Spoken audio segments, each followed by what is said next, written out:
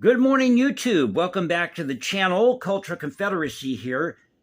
And I have an article for you at the Greenfield Recorder. Another one-take video today. By the way, thank you for subscribing, for being a part of this thing called the Culture Confederacy. I wouldn't be here without you guys. You know that.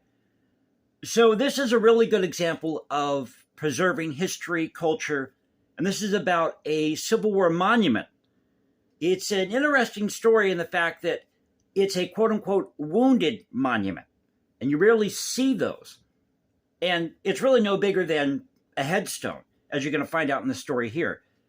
Now, from everything that I can gather, because I'm still trying to piece this together of where this particular guy lives, I think he lives in Virginia.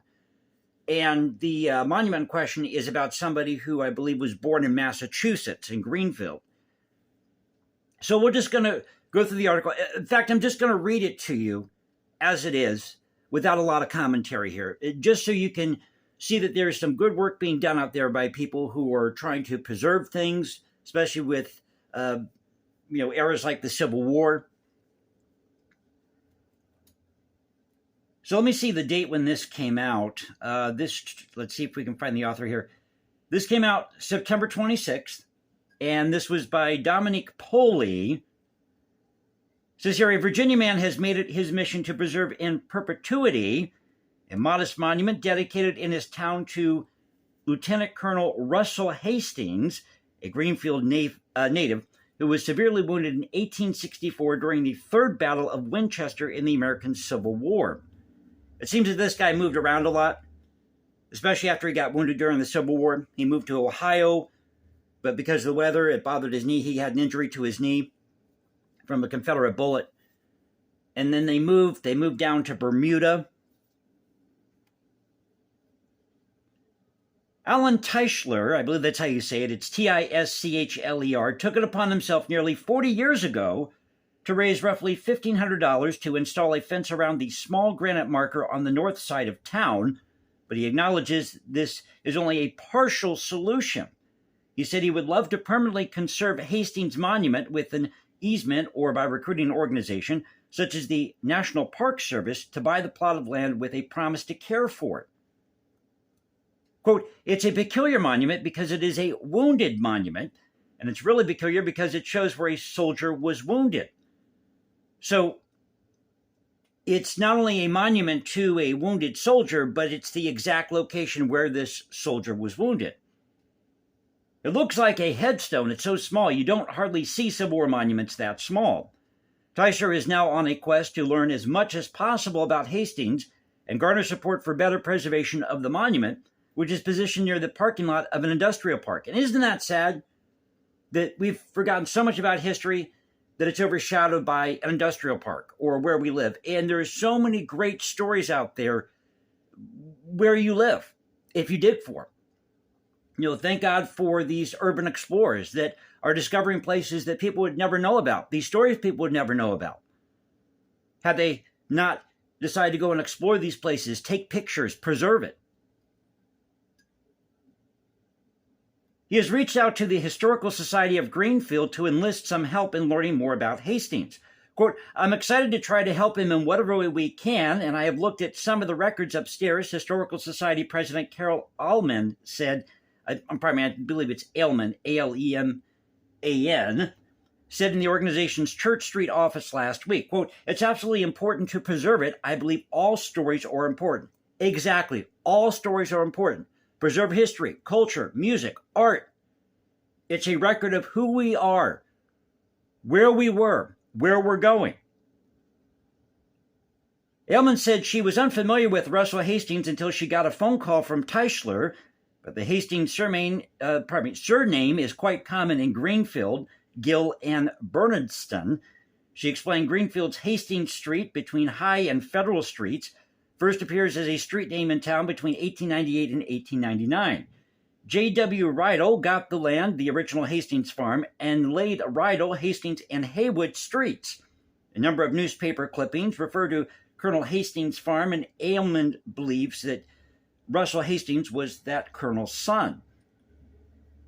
Russell Hastings was born in Greenfield in May 1835, and he died in Petersham on September 18, 1904.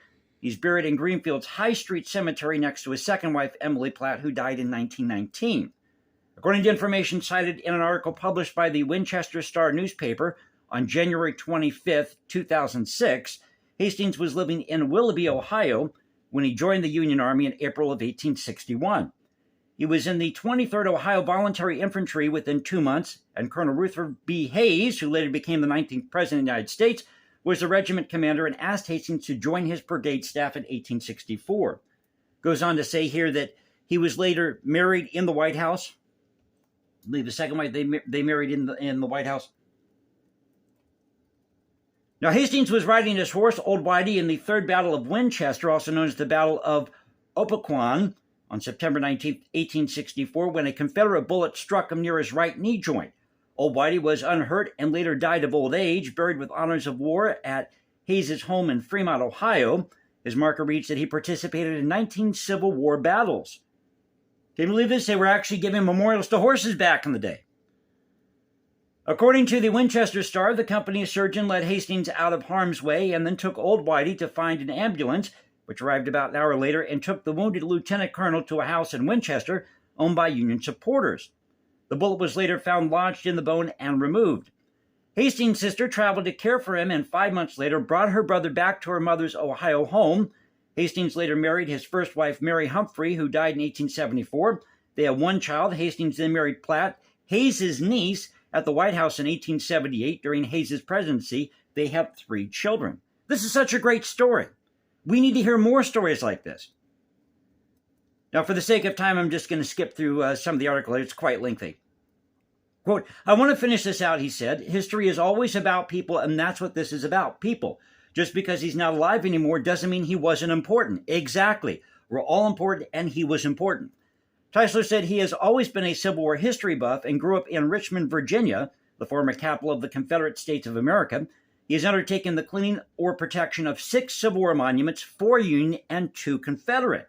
He suggests anyone who is interested in helping to preserve the Hastings Monument and others in his area to consider donating to the Shenandoah Valley Battlefields Foundation. And I'm going to give this out. I'm not being endorsed to do this, okay? I'm going to give this out because I think this is important. If you're interested, go check this out. Give your support to this guy. Tell him you're interested in this. And it's bit.ly/467 TVHQ. TVHQ are all in caps. So I'll say that again in case you're interested. Donating to the Shenandoah Valley Battlefields Foundation at bit.ly/467 TVHQ. And TVHQ, again, capitalized. So I hope you enjoyed the video. An example of preserving history, culture. And if you did, you know what to do. You can also follow me at Instagram, #JasonComposes, because I write music on my spare time. Or can you tell I'm trying to wake up today? In my spare time. Or you can find me at X, formerly Twitter, Culture Confederacy, at CultureConfed1 on X. This is the Culture Confederacy saying peace out. Stay safe, everybody. God bless this thing called the United States. And you all have a great Wednesday. I'll catch you next time.